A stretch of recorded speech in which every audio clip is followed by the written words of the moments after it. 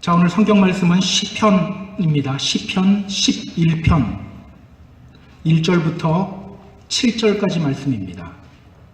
시편 11편 1절부터 7절까지 말씀.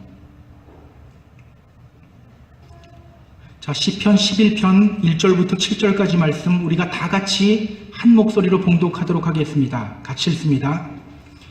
내가 여호와께 피하였거늘 너희가 내 영혼에게 새같이 내 산으로 도망하라 함은 어찌함인가. 악인이 활을 당기고 화살을 시위에 먹이며 마음이 바른 자를 어두운 데서 쏘려 하는도다. 터가 무너지면 의인이 무엇을 하랴. 여호와께서는 그의 성전에 계시고 여호와의 보좌는 하늘에 있으며 그의 눈이 인생을 통촉하시고 그의 안목이 그들을 감찰하시도다. 여호와는 의인을 감찰하시고 악인과 폭력을 좋아하는 자를 마음에 미워하시도다. 악인에게 그물을 던지리니 불과 유황과 태우는 바람이 그들의 잔에 소득이 되리로다. 여호와는 의로우사 의로운 일을 좋아하시나니 정직한 자는 그의 얼굴을 배우리이다. 아멘. 지킬 박사와 하이드 이야기 다 알고 계시죠? 제가 어렸을 때는 인형극으로도 나왔던 기억이 있어요. 뮤지컬로도 나오고. 우리가 너무 잘 아는 이야기입니다. 지킬은 늘 예의가 바른 사람이었어요. 사람들에게 친절하고 또 선행을 베푸는 사람이었습니다. 누가 보더라도 아주 좋은 분이었어요. 그런데 그의 안에는 또 다른 그의 모습이 있었습니다. 그의 안에서 억눌린 채 그와 함께 살아오고 있는 악한 마음이 바로 그것이에요.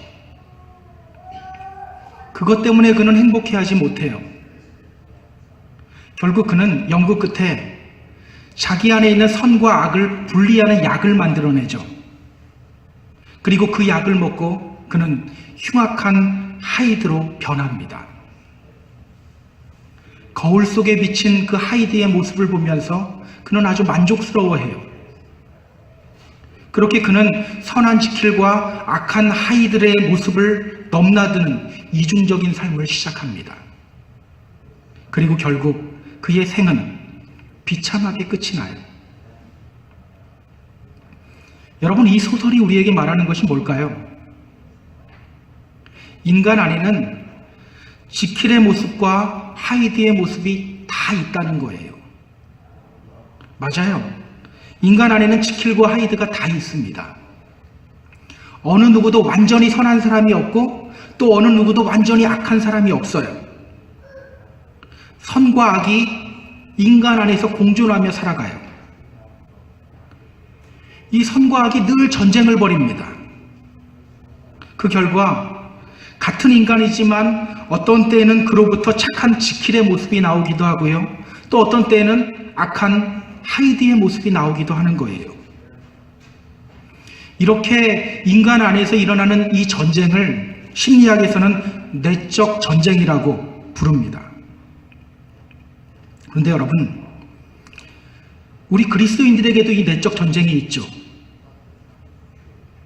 우리 성도들 안에도 늘 이 싸움이 있어요.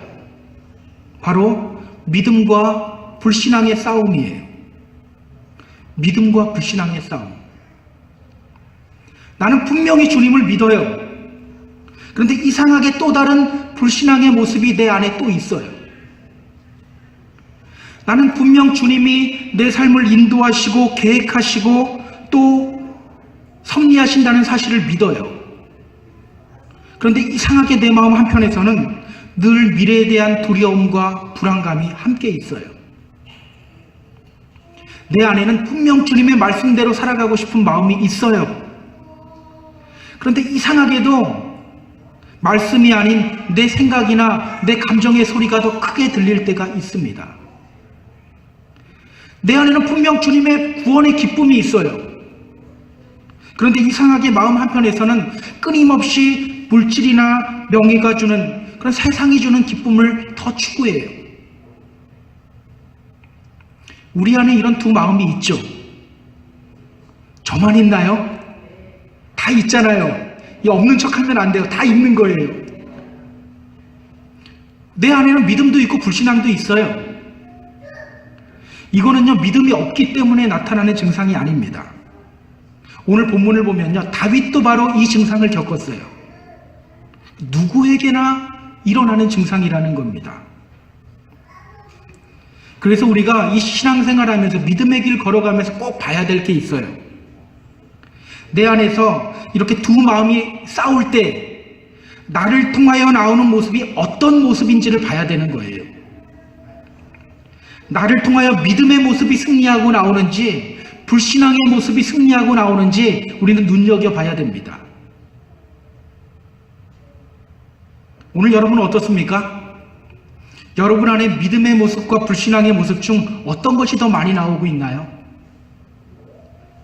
오늘 본문은요, 우리가 그런 상황 속에서 믿음의 모습으로 승리하며 살아가는 삶의 비결을 알려주고 있어요.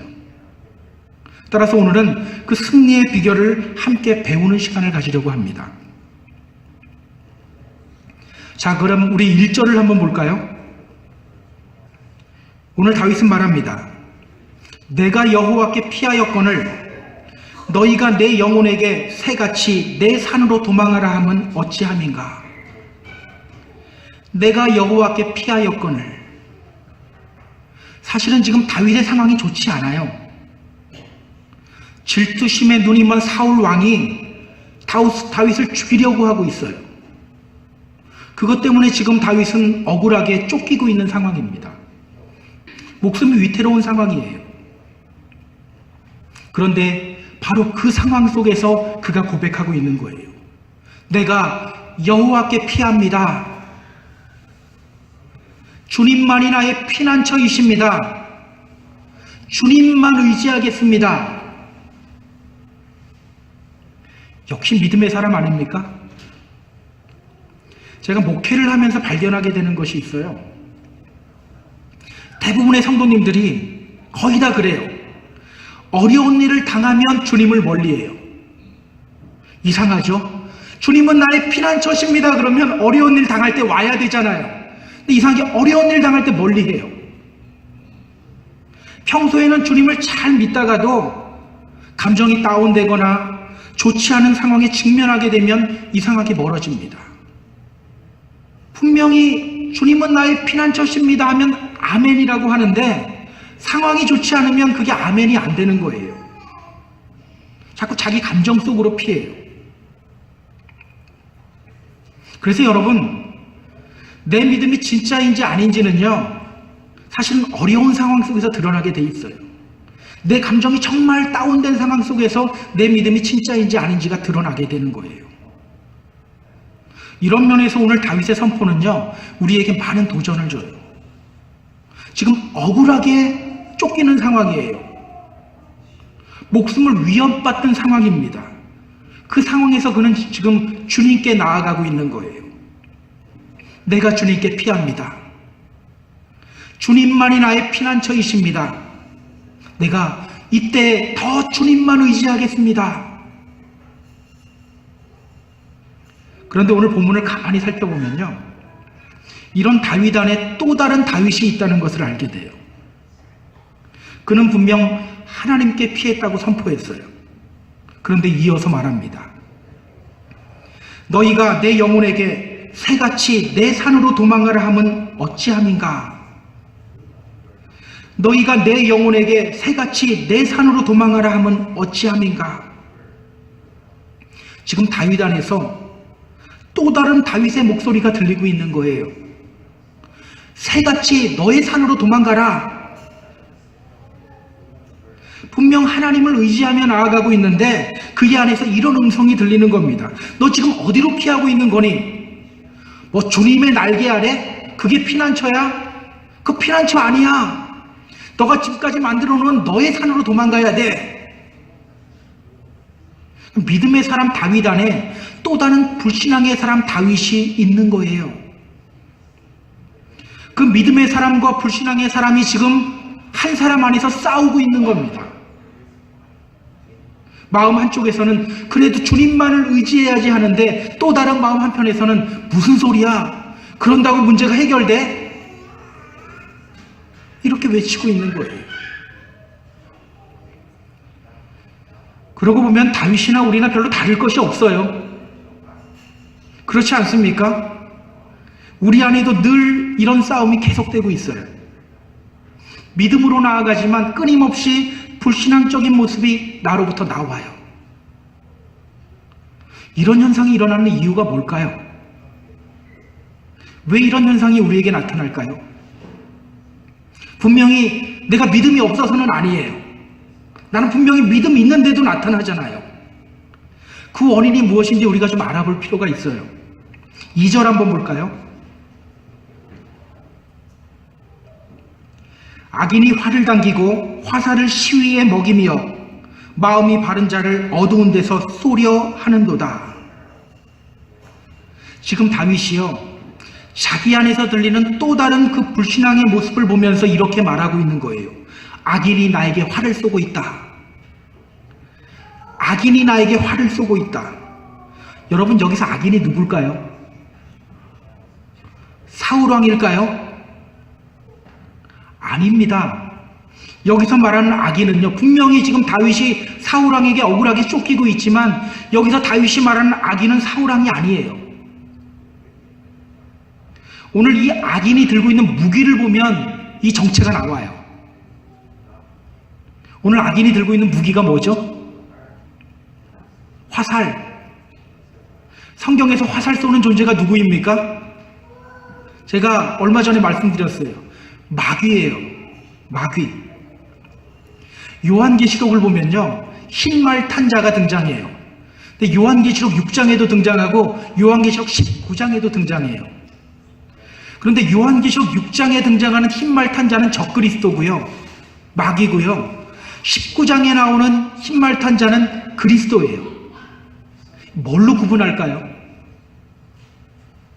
사실 겉보기에는 너무 비슷해요.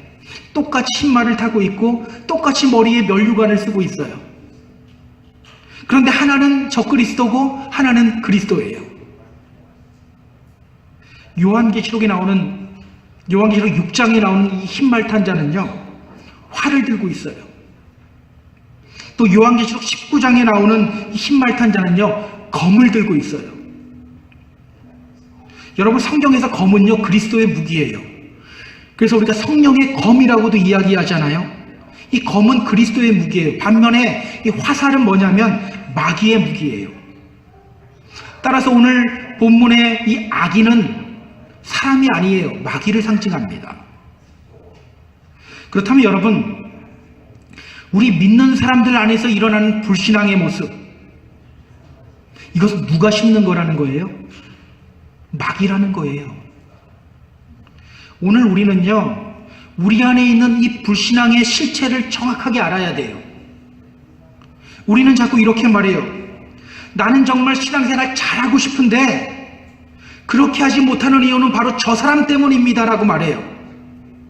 저 사람이 나에게 상처 주기 때문입니다. 저 사람 때문에 교회 못 가겠습니다. 그런데 여러분, 그 사람 때문이 아니라는 거예요. 여러분 기억하세요. 마귀는요, 엄청난 양궁선수예요. 성경은 마귀를 향해서 간계를 꾸미는 존재라고 말합니다. 간계. 여러분, 이 간계가 뭐라고 했는지 혹시 기억나세요? 이 헬라어는 메소데이아라는 말이에요. 이 말은 틈을 향해 화살을 쏘다라는 뜻이 있어요. 조그마한 틈을 향해 화살을 쏘는 거예요. 그래서 성경은 우리에게 뭐라고 말합니까? 마귀에게 틈을 주지 말라고 말하는 거예요. 왜? 틈만 보이면 쏘기 때문에. 여러분, 마귀는요, 백발백중 명사수예요. 조금만 틈이 보이면 그 틈에다 화살 쏘아 넣는 존재가 바로 마귀입니다. 누군가에 의해 내 감정이 흔들릴 때, 어떤 소문이나 상황에 의해 내 마음이 흔들릴 때, 갑자기 미래에 대한 불안감이 엄습할 때 마귀는 여지없이 화살을 쏴요. 그렇게 우리 안에 불신앙의 마음을 심어놓고 불신앙의 모습이 나로부터 나오게 시도하는 거예요. 그렇다면 여러분, 저 사람 때문에 신앙생활 잘 못하겠습니다. 저 사람 때문에 교회 못 가겠습니다. 이 말은 결국 무엇을 의미합니까? 나는 지금 마귀에게 지고 있습니다. 이 말을 너무 당당하게 하고 있는 거예요. 나는 지금 마귀에게 농락당하고 있습니다. 이 말을 너무 당당하게 하고 있는 거예요. 여러분, 앞으로 저에게 그런 말 하지 마세요. 누구 때문에 교회 못 나가겠습니다. 이런 말 하지 마세요. 나는 마귀에게 지고 있습니다. 이거 고백하고 있는 거예요. 여러분, 로마서 12장 21절은 말합니다. 악에게 지지 말고 선으로 악을 이기라. 악에게 지지 말아라. 오늘 우리에게 필요한 것은요, 악에게 지지 않는 거예요. 믿음으로 내 안에 있는 불신앙을 이겨야 합니다. 우리는 잠시 흔들릴 수는 있어요. 그러나 계속해서 흔들리지 말아야 돼요. 계속해서 흔들리면 어떻게 됩니까? 결국은 부러져요. 결국은 넘어지게 됩니다. 그래서 진정한 믿음의 사람은요, 흔들릴지언정 빨리 믿음 붙잡고 불신앙으로부터 승리하는 삶을 살아갑니다. 이런 삶을 살아가는 저와 여러분 모두 되었으면 좋겠어요. 그렇다면 여러분, 우리 안에 있는 불신앙으로부터 승리하는 비결이 뭘까요? 오늘 다윗을 보면 그 비결을 알 수 있어요. 우리 1절 다시 한번 볼까요? 1절 우리 이번에는 함께 읽어보겠습니다. 같이 읽습니다. 내가 여호와께 피하였거늘 너희가 내 영혼에게 새같이 내 산으로 도망하라 함은 어찌함인가. 내가 여호와께 피하였거늘 너희가 내 영혼에게 새같이 내 산으로 도망하라 함은 어찌함인가. 여러분, 여기서 승리의 비결을 발견했습니까? 어려운가요? 오늘 다윗을 가만히 살펴보세요. 그는 지금 자기 안에 두 마음이 있다는 것을 인정하고 있어요. 드러내고 있어요. 자기 안에 두 마음이 있는 것, 이거 감출 수 있어요. 두 마음이 있지만 주님, 그래도 저는 주님께 피합니다. 이렇게 선포하고 끝낼 수도 있어요. 그런데 지금 그는 자기 안에 불신앙의 마음이 있다는 것을 드러내며 고백하고 있는 거예요. 이것이 바로 우리 안에 있는 불신앙의 마음으로부터 승리하는 첫 번째 비결이에요. 오늘 우리는 내 안에 불신앙의 모습이 있다는 것, 이걸 솔직히 드러내야 돼요. 사실 많은 사람들이 이걸 힘들어하더라고요. 자기 안에 두 마음이 있다는 걸 알아요. 하지만 인정하기 싫어해요. 내 안에 불신앙이 있는 것을 외면해버려요. 그냥 믿음 있는 척만 하고 싶어해요. 사실은요, 교회를 오래 다니신 분들일수록 이 증상이 훨씬 심한 거 아세요? 훨씬 심해요. 저는 성경을 보면 마르다가 아주 그 좋은 예라고 생각합니다. 오빠 나사로가 병들어 죽어가자 마르다와 마리아는 재빨리 사람을 보내서 예수님을 집으로 모십니다. 그런데 예수님이 집에 도착했을 때는 이미 나사로가 죽은 지 4일이 지난 후였어요. 예수님을 보자 마르다가 말해요. 주께서 여기 계셨더라면 내 오라비가 죽지 아니하였겠나이다. 그러나 나는 이제라도 주께서 무엇이든지 하나님께 구하는 것을 하나님이 주실 줄을 아나이다. 이 슬픔 속에서도 엄청난 고백을 하고 있는 거예요. 그래서 그 말을 들은 예수님이 마르다에게 말씀하십니다. 너 오라비가 다시 살리라. 나사로가 다시 살 것이다. 그런데 이때 마르다가 하는 대답이 있어요. 마지막 날 부활 때에는 다시 살아날 줄을 내가 아나이다. 여러분, 지금 이 고백이 멋있는 고백 같아요? 아니에요. 지금 네 오라비가 지금 살 거다라고 하는데 마지막 때는, 부활이 날 때는 살아나겠죠. 지금 예수님 말 못 믿고 있는 거예요. 분명히 그녀는 말했어요. 지금이라도 주님께서 하나님께 구하시면 하나님의 생명을 주실 줄로 믿습니다. 이 고백했어요. 그런데 예수님이 너 오라비가 다시 살 것이다 말하니까 마지막 부활의 날에는 다시 살겠죠. 여러분 웃기지 않습니까? 답답해요. 답답한 마음에 예수님이 말씀하셔요. 내가 부활이고 생명이다. 나를 믿는 자는 죽어도 살고 살아서 나를 믿는 자는 영원히 죽지 않아. 너가 이것을 믿느냐라고 말해요. 너가 과연 이것을 믿고 있는 거니? 내가 부활이고 생명인데 너가 지금 이걸 믿고 있는 거니? 예수님이 말씀하시는 거예요. 그러니까 입으로는 멋진 신앙 고백을 하는데 정작 그 안에는 불신앙이 있는 거예요. 그것을 보면 예수님이 안타까워하시는 겁니다. 그런데 그녀는요 끝까지 인정하지 않아요. 마지막 장면은 더 압권이에요. 나사로의 무덤 앞에서 예수님이 말씀하셔요. 돌을 옮겨놓으라. 이제 살리시려고 하는 거예요. 그때 마르다의 대답이 과간입니다. 그때 마르다가 말해요. 주여, 죽은 지 나흘이나 돼서 벌써 냄새가 난다. 여러분 사실은 이 모습이 오늘날 많은 그리스도인들의 모습이에요. 오늘 하나님이 우리에게 원하시는 것은요, 우리가 하나님 앞에 있는 모습 그대로 나아가는 거예요. 죄인이면 죄인인 모습 그대로, 내 안에 불신앙이 있으면 그 불신앙에 있는 모습 그대로 나아가는 것, 하나님이 이걸 원하세요. 다 드러내길 원하십니다. 우리는 이것을 반드시 기억해야 돼요. 로버트 존슨이라고 하는 분이 쓴 책 중에 당신의 그림자가 울고 있다라는 책이 있어요. 이 책은 그 프로이드와 쌍벽을 이루는 칼 융이라는 분의 그 심리학 이론을 기반으로 해서 인간의 내면 심리를 연구한 책이에요. 이 책에서 저자가 말합니다. 우리 인간은 모두 선한 면과 악한 면을 동시에 지니고 있습니다. 그런데 세상이 문명화되면서 인간은 페르소나, 이 가면이라는 뜻입니다. 페르소나를 쓰고 자신의 그림자, 자신의 악한 면을 숨기게 됩니다. 그렇게 그림자를 페르소나 속으로 은폐시키고 위선적인 삶을 살아갑니다. 그런데 이 그림자는 절대 감춘다고 사라지지 않습니다. 감출수록 나중에는 더 폭발적인 에너지를 가지고 가면 밖으로 나오게 됩니다. 따라서 우리는 자신의 그림자를 외면하지 말아야 합니다.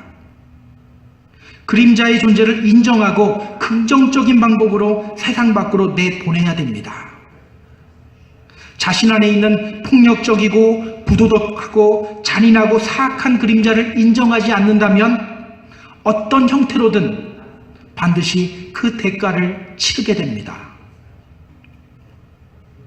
여러분, 이 말은요, 분명 우리 안에 불신앙적인 모습이 있는데 없는 척하면서 위선적인 성도로 살아가게 되면 언젠가는 그 불신앙의 모습이 폭발하며 걷잡을 수 없이 나를 통해 나오게 된다는 겁니다. 쉽게 말해 불신앙을 드러내지 않고 감춰버리면 언젠가는 하나님 저주하며 교회 떠나게 된다는 거예요. 여러분, 주위에 믿음 생활하다가 포기하는 경우들이 있죠. 주위에서 많이 보죠. 그 이유가 무엇입니까? 교회 안에 누구와 싸워서? 목사가 마음에 안 들어서? 그게 아니라는 거예요. 내 안에 불신앙적인 모습이 있는데 그거 솔직히 하나님께 고백하고 드러내지 못하고 상황 핑계대고 사람 핑계대다 보니까 결국은 내 안에 불신앙적인 모습이 폭발하는 거예요. 여러분, 정말 하나님이 계시다는 것을 알면요, 절대 예배 포기할 수 없어요. 말씀 포기할 수 없어요. 그런데 포기하는 거예요. 왜 포기하는 겁니까? 누구 때문이 아니라는 거예요. 상황 때문이 아니라는 거예요. 내 안에 이 불신앙의 모습을 계속 감추고 있다 보니까 어느 순간 폭발하면서 나오게 되는 거라는 겁니다. 그렇다면 오늘 우리가 고백해야 될 것은 무엇입니까? 주님, 제가 상황이 이래서 주님을 온전히 의지하지 못합니다. 이것이 아니라 정말 솔직한 고백은요, 주님, 제가 부족합니다. 주님, 온전히 의지하지 못하고 있습니다. 내 안에 불신앙이 있습니다. 주님, 도와주세요. 여러분, 이것이 있는 모습 그대로 나아가는 거예요. 주님, 내가 저 사람 때문에 못 살겠습니다. 이게 아니라, 주님, 내가 사랑해야 되는데 내 안에 주님 사랑이 부족합니다. 주님 도와주세요. 이게 있는 모습 그대로 나아가는 거라는 거예요. 이것이 주님 앞에서 정직하고 솔직한 모습이에요. 사랑하는 성도 여러분, 주님의 이름으로 부탁드립니다. 여러분 자신을 하나님 앞에 먼저 솔직하게 드러내시기 바랍니다. 내가 몇 년 믿었다라는 가면 벗어버리세요. 나의 직분에 가면 벗어버리세요. 내 안에 있는 불신앙의 모습, 저 구석에 있는 더러운 부분까지 다 하나님 앞에 드러내며 도움을 구하시기 바랍니다. 반드시 하나님의 도움이 우리에게 임하게 됩니다. 그 힘으로 우리는 승리할 수 있게 됩니다. 오늘 성경은요, 계속해서 두 번째 승리의 비결을 우리에게 소개해요. 우리 3절 한번 볼까요? 3절. 터가 무너지면 의인이 무엇을 하랴? 터가 무너지면 의인이 무엇을 하랴? 오늘 다윗이 이 믿음의 싸움을 하며 기억하는 것이 있어요. 그것이 무엇입니까? 터예요, 터. 파운데이션. 여기서 터는요, 기초를 의미합니다. 그러니까 지금 다윗은 어려운 상황 속에서 자신의 삶의 기초가 누구인지를 묵상하고 있는 거예요. 어려운 상황 속에서 야, 이 사울 이게 억울하게 왜 나를 쫓고 있지? 이게 아니라 지금까지 내 삶의 기초가 누구였는지를 지금 묵상하고 있는 거예요. 그러니까 사울을 묵상하는 것이 아니라 기초를 묵상하고 있는 거예요.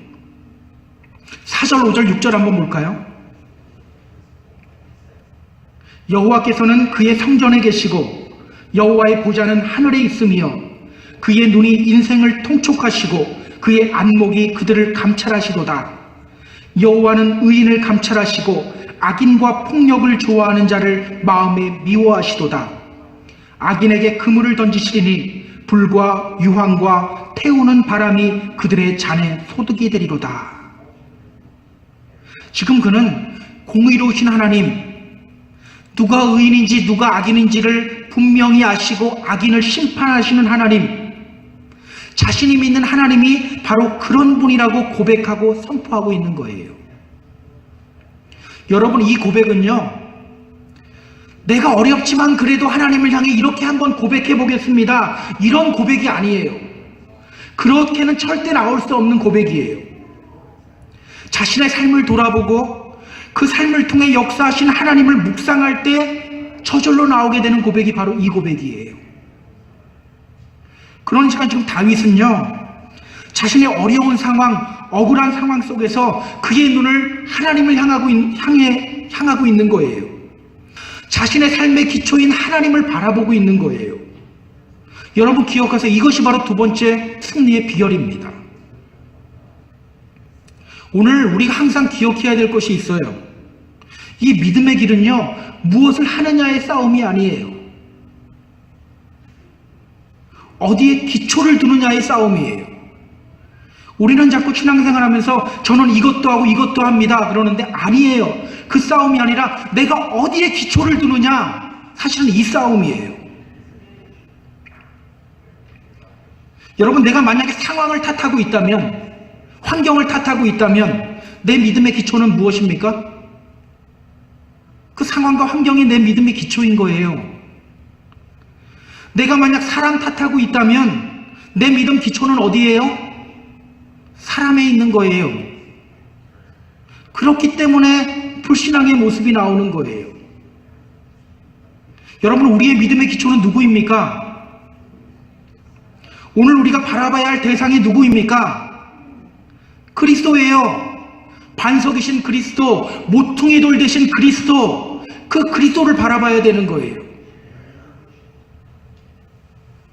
제가 한국에서 처음 개척교회를 나갔을 때요, 저희 교회 집사님 한 분이 암에 걸렸다는 선고를 병원으로부터 받았어요. 아이들이 저희 집 애들과 나이가 같았어요. 그리고 제가 처음 목회 나갔을 때니까 얼마나 젊습니까? 그 남편 집사님이 저랑 나이가 같았으니까요. 그 소식을 듣고 온 교회 사람들이 충격을 받았어요. 아직은 너무나도 젊은데 그 집에 신방 가는데 그 집으로 향하는 제 발걸음이 너무 무겁더라고요. 어떤 말씀을 전해야 되지? 이걸 어떻게 위로해야 되지? 그런데 이분이요, 저에게 이런 고백을 해요. 모든 것이 다 하나님의 섭리와 계획하심이 있음을 알게 되었습니다. 이상하죠? 하나님이 정말 치료의 시기까지 딱 맞춰주셨네요. 그 고백 듣는데 제 마음이 뜨거워지더라고요. 오히려 병든 분에게 제가 위로받고 왔어요. 여러분, 이분이 어떻게 이런 고백할 수 있었을까요?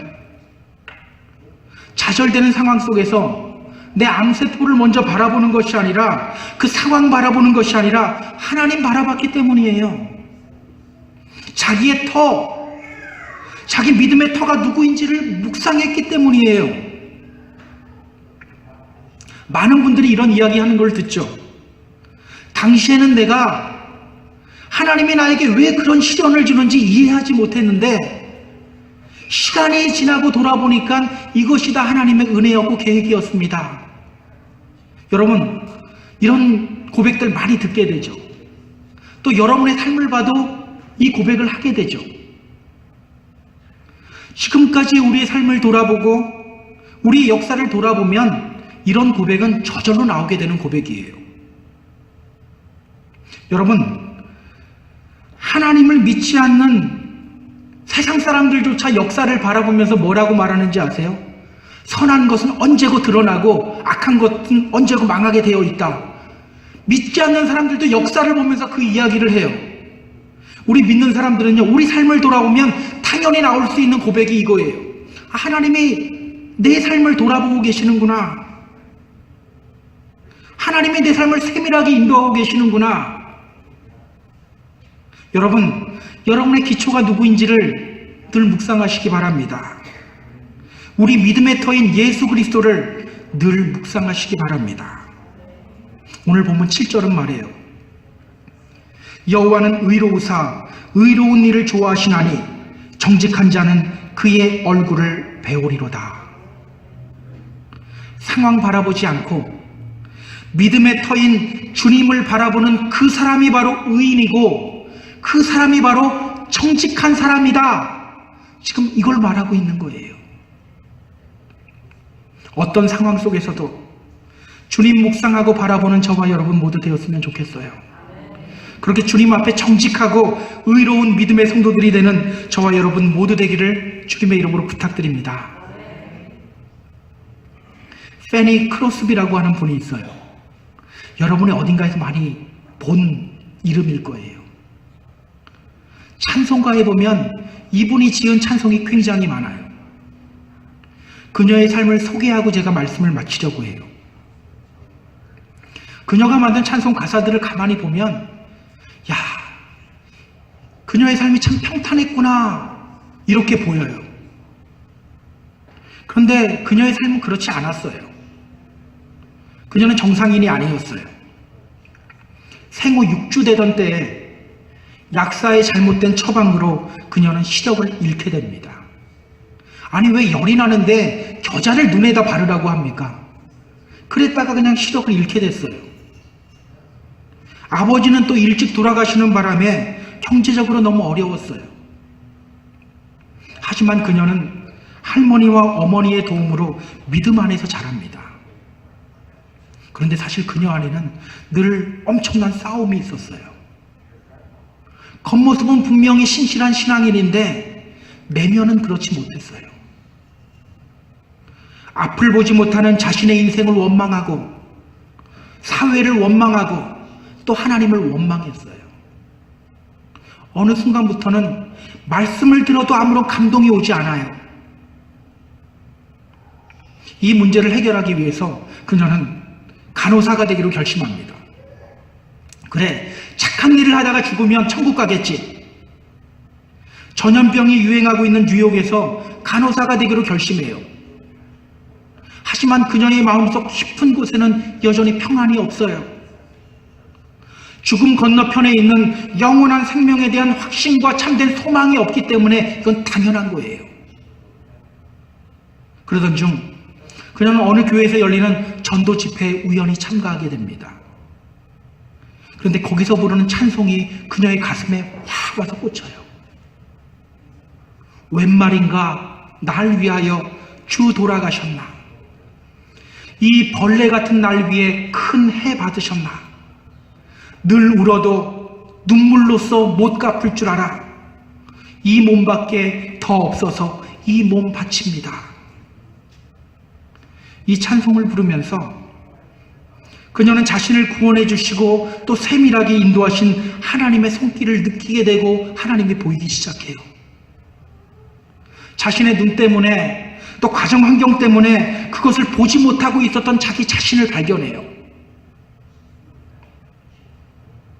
그녀는 이제 그러한 자신을 보고 주님 앞에 걸어 나와 주님께 고백합니다. 주님, 지금까지 내가 내 인생을 내 스스로 고쳐보려고 했습니다. 그러나 실패했습니다. 나의 인생을 주님께서 받으시고 주관하시고 변화시켜 주세요. 그 뒤로부터 그녀가 찬송을 쓰기 시작합니다. 나의 갈 길 다가도록 예수 인도하시니 내 주 안에 있는 긍휼 어찌 의심하리요. 예수를 나의 구주 삼고 성령과 피로써 거듭나니 이 세상에서 내 영혼이 하늘의 영광 보리로다. 이것이 나의 간증입니다. 오 놀라운 구세주 예수 내 주 참 능력의 주시로다. 큰 바위 및 안전한 그곳으로 내 영혼을 숨기시네. 저는 이런 고백이 오늘 저와 여러분의 고백이 되었으면 좋겠어요. 마귀들은 오늘도 우리를 끊임없이 공격합니다. 신앙인의 모습으로 살아가지 못하게 하려고 하고 몸은 예배에 나오지만 실제로는 불신앙의 마음으로 살아가게 계속해서 만들어요. 먼저 하나님께 내 안에 불신앙의 마음이 있음을 인정하시기 바랍니다. 그리고 나의 삶을 통한 하나님의 섭리하심과 인도하심을 묵상해 보시기 바랍니다. 우리의 입술을 통하여 이런 고백이 흘러나올 거예요. 하나님, 당신만이 나의 구원자이십니다. 당신이 나의 인도자이십니다. 내가 주님만을 의지하며 나아갑니다. 이런 복된 고백의 주인공이 되는 저와 여러분 모두 되기를 주님의 이름으로 축원합니다. 축원합니다. 우리 같이 찬양할게요. 아까 이 페니 크로스비가 만들었던 찬양이에요. 예수를 나의 구주 삼고 성령과 피로써 거듭나니. 우리가 이것을 고백하면서 주님, 이것이 나의 간증입니다. 이것이 나의 찬송입니다. 이렇게 고백하는 귀하고 거룩한 시간 되길 원합니다.